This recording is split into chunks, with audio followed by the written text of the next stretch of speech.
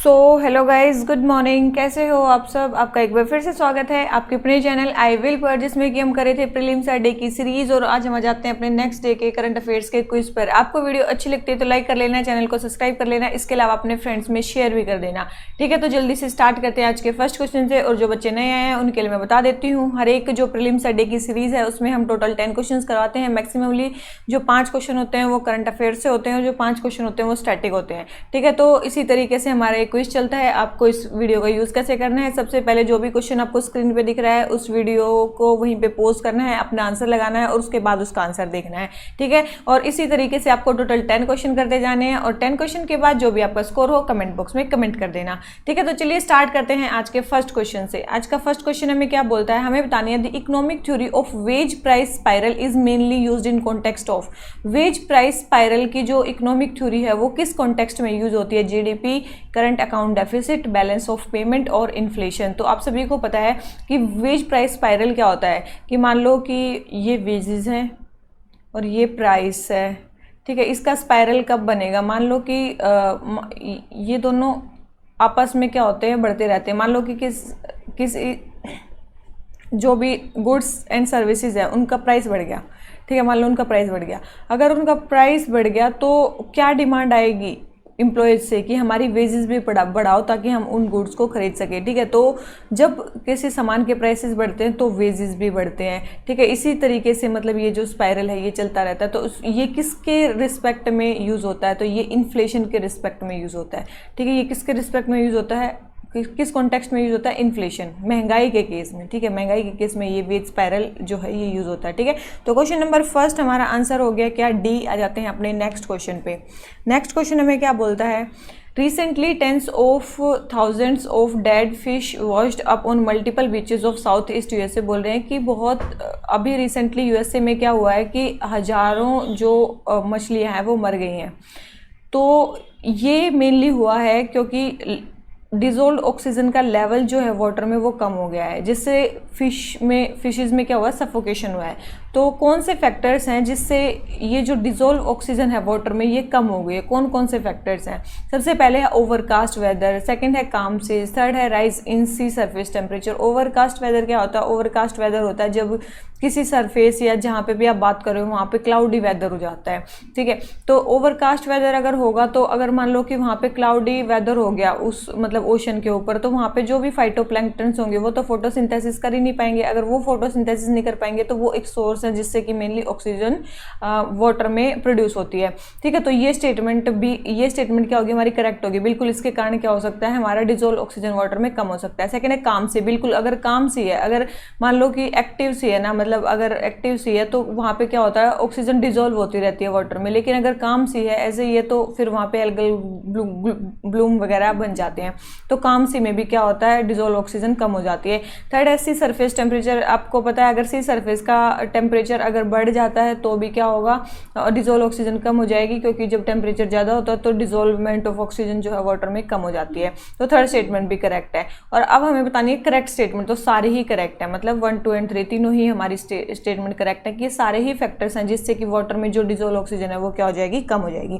ठीक है, तो हमारा सेकंड क्वेश्चन भी हो जाता है कंप्लीट। आ जाते हैं क्वेश्चन नंबर थर्ड पे। क्वेश्चन नंबर थर्ड हमें क्या बोलता है? सिंक होल्स के बारे में बताना है। सिंक होल्स सबसे पहले बोल रहे हैं sink holes are the depression forms in ground when layers of earth surface start collapsing into caverns. आप सभी को बताया बिल्कुल, सिंक होल क्या होते हैं? एक टाइप के डिप्रेशंस होते हैं जो ग्राउंड में बनते हैं जब अर्थ सरफेस की लेयर्स जो है कोलैप्स करना स्टार्ट कर जाती हैं। They are formed in areas of karst terrain. Karst terrain के एरियाज में ये बनता है। बिल्कुल सही स्टेटमेंट है, कास्ट टेरेन के एरिया में बनता है जहाँ पे सरफेस के नीचे की जो रॉक है वो इजिली डिजोल्व हो जाती है ग्राउंड वाटर से। ये भी बिल्कुल सही स्टेटमेंट है। थर्ड है they are form due to natural processes और ह्यूमन एक्टिविटी। दोनों ही कारण से ये बन सकती हैं।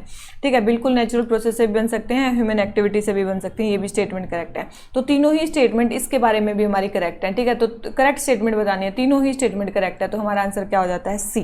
ठीक है, आ जाते हैं अपने नेक्स्ट क्वेश्चन पे। नेक्स्ट क्वेश्चन हमें क्या बोलता है? Consider the following statements regarding protection of women from domestic violence act. देख लेते हैं। बोल रहे हैं the act does not define what is domestic violence. देखो जब ये डोमेस्टिक वायलेंस एक्ट है ना, protection of women from domestic violence act, इस एक्ट ने सबसे पहले डिफाइन किया था कि भाई डोमेस्टिक वायलेंस क्या है। इसमें केवल और केवल फिजिकल वायलेंस की बात नहीं करते, इसमें इमोशनल, इकोनॉमिक, सेक्सुअल हर टाइप के वायलेंस की बात की जाती है। तो इसमें डिफाइन किया गया डोमेस्टिक वायलेंस को, ऐसा नहीं है कि इसमें डिफाइन नहीं किया गया है। सेकेंड है the act recognises domestic violence domestic abuse as a punishable offence. बिल्कुल इसमें पनिशेबल ऑफेंस है अगर आप डोमेस्टिक एब्यूज करते हो तो। थर्ड है it is both a civil and criminal law. तो एक चीज ध्यान रखना, ये क्रिमिनल नहीं है, ये क्या है, एक सिविल लॉ है, ठीक है, याद रखना ये एक सिविल लॉ है, इसका क्रिमिनल इन्फोर्समेंट नहीं है, ये चीज़ ध्यान रखना। ये एक सिविल लॉ है जो मेनली प्रोटेक्शन ऑर्डर देता है, प्रोटेक्शन ऑर्डर्स के लिए रादर देन क्रिमिनल इन्फोर्समेंट के लिए। तो ये थर्ड स्टेटमेंट रॉन्ग हो जाती है, फर्स्ट स्टेटमेंट भी रॉन्ग है, सेकंड स्टेटमेंट करेक्ट है। इसमें हमें बताने करेक्ट स्टेटमेंट, तो करेक्ट तो केवल एक ही स्टेटमेंट है और वो है सेकंड वाली, ठीक है। तो इसका आंसर हमारा क्या हो जाता है, ए, ठीक है। तो ये क्वेश्चन हो गया हमारा कंप्लीट। आ जाते हैं अपने नेक्स्ट क्वेश्चन पे। नेक्स्ट क्वेश्चन हमें क्या बोलता है, हमें बताना है एक्सरे फ्लोरोसेंस के बारे में। बोल रहे हैं x ray fluorescence is commonly use to study the composition of materials in non destructive manner.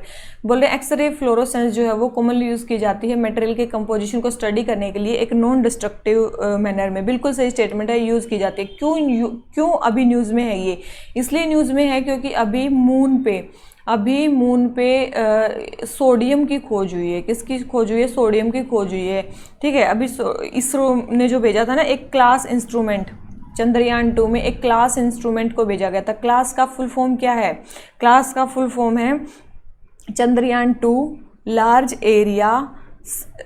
Area soft x ray spectrometer, ठीक है। क्या है, Chandrayaan 2 large area soft x ray spectrometer, ये वाला इंस्ट्रूमेंट भेजा गया था। इसमें जो एक्सरे फ्लोरोसेंस के थ्रू सोडियम की कंपोजिशन को फाइंड किया गया है, ठीक है। इसमें क्या किया गया, सोडियम के कंपोजिशन को फाइंड किया गया है, ठीक है। कहाँ पे, मून की सरफेस पे, ठीक है। सेकंड बोल रहे हैं when this sun gives out solar flare, जब सन जो है सोलर फ्लेयर निकालता है, a large amount of x ray radiation falls on the moon, तब बहुत सारी एक्सरे रेडिएशन जो है मून की सरफेस पे फॉल होती हैं, ट्रिगरिंग एक्सरे फ्लोरोसेंस। तो उससे क्या होता है, एक्सरे फ्लोरोसेंस होता है। बिल्कुल ये स्टेटमेंट भी हमारी क्या है, बिल्कुल सही है, ठीक है। ये स्टेटमेंट भी बिल्कुल सही है। तो दोनों ही स्टेटमेंट हमारी इसके बारे में क्या है, करेक्ट है। तो फर्स्ट स्टेटमेंट भी करेक्ट है, सेकंड स्टेटमेंट भी करेक्ट है, दोनों ही करेक्ट है। तो हमारा आंसर क्या हो गया, सी, क्योंकि हमें बताना था करेक्ट स्टेटमेंट, ठीक है। तो आंसर हो जाता है सी। आ जाते हैं अपने नेक्स्ट क्वेश्चन पे।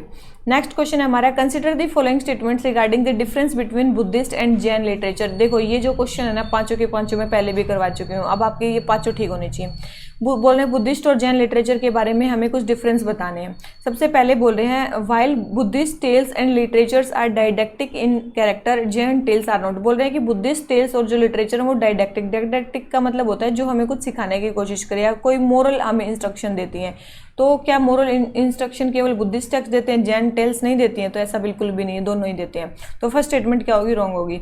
सेकंड है वाइल एंशियंट और medieval Buddhist literature is available in Sanskrit, ancient और medieval Jain literatures were not composed in Sanskrit. देखो दोनों ही, ऐसा नहीं है कि केवल और केवल बुद्धिस्ट लिटरेचर कुछ कुछ संस्कृत में अवेलेबल है, कुछ जैन लिटरेचर भी अवेलेबल है। ऐसा नहीं है कि मतलब एक है एक नहीं है, ऐसा नहीं है। दोनों ही कुछ कुछ टेक्स्ट उसमें संस्कृत में लिखे गए हैं, दोनों में ही, ठीक है।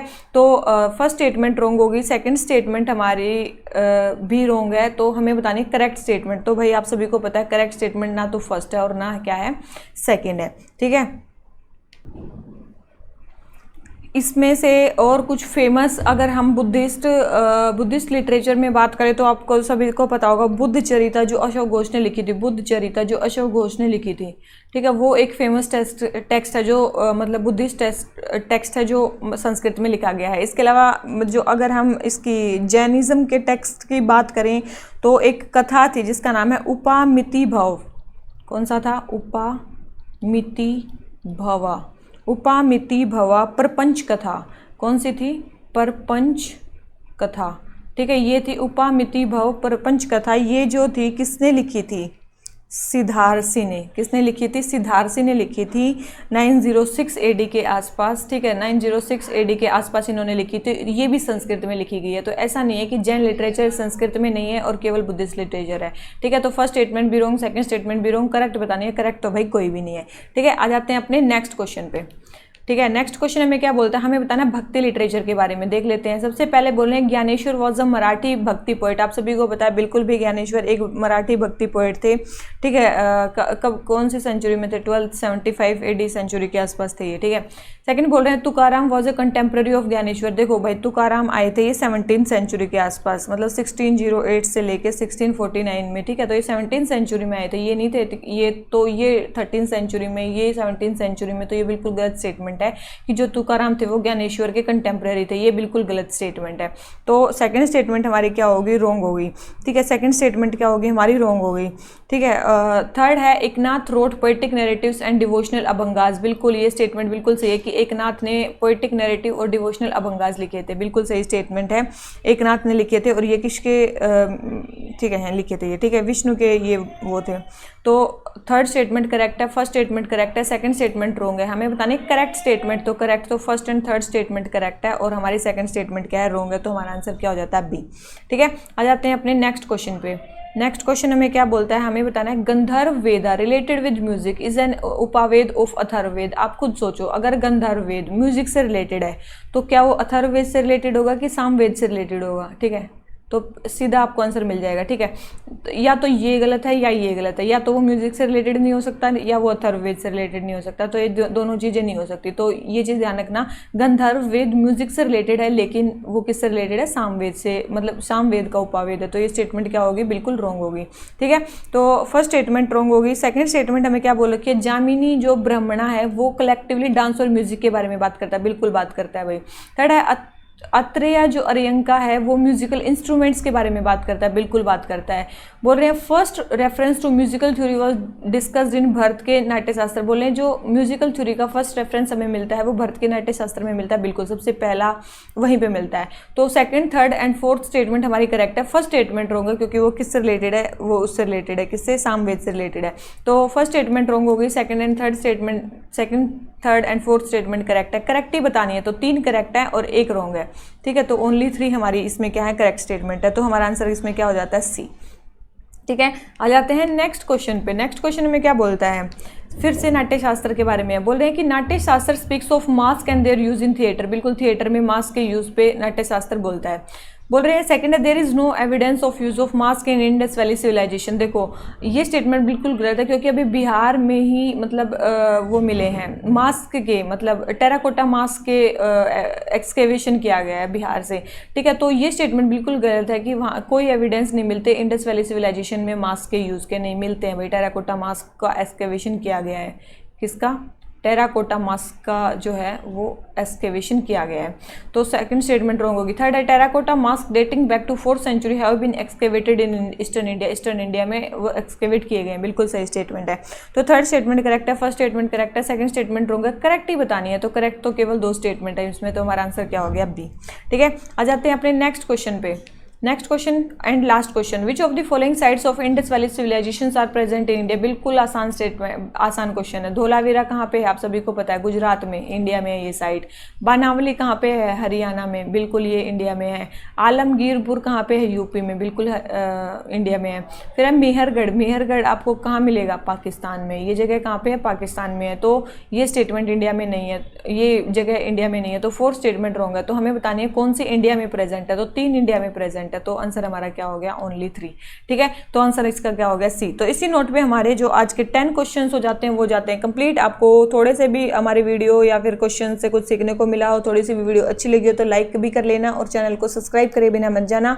और इसके अलावा अपने फ्रेंड्स में भी इसको ज़्यादा से ज़्यादा शेयर करो। ठीक है। तो चलिए इसी नोट पे आज का लेक्चर खत्म करते हैं। Thank you very much. Bye bye.